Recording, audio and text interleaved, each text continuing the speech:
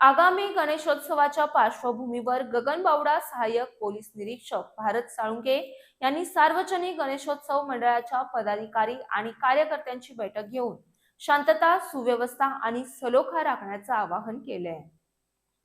आगामी गणेशोत्सवाच्या पार्श्वभूमीवर गुरुवारी तिसंगी आणि गगनबावडा इथं सार्वजनिक गणेशोत्सव मंडळाच्या पदाधिकारी आणि कार्यकर्त्यांची बैठक घेण्यात आली।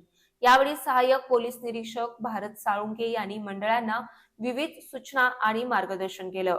गणेशोत्सव डॉल्बी मुक्त साजरा करावा, सीसीटीव्ही कॅमेरे बसवावेत, पारंपरिक वाद्यांचा वापर करावा, तसंच पर्यावरणपूरक शाडूच्या मातीची गणेश मूर्ती बसवावी असं आवाहन करण्यात आलं।